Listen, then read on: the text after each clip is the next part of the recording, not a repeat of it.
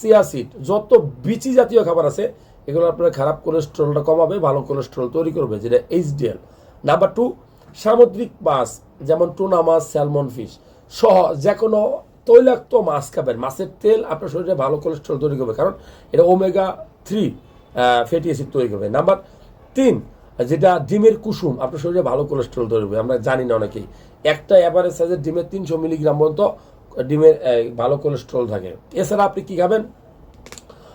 ভালো কোলেস্ট্রল তৈরি করতে হলে আপনাকে বাদাম খাওয়া উচিত। বাদাম প্রত্যেক দিনই আপনি বাদাম খাওয়ার চেষ্টা করবেন, শশা খাওয়ার চেষ্টা করবেন, যে কোনো সবুজ শাকসবজি খাওয়ার চেষ্টা করবেন।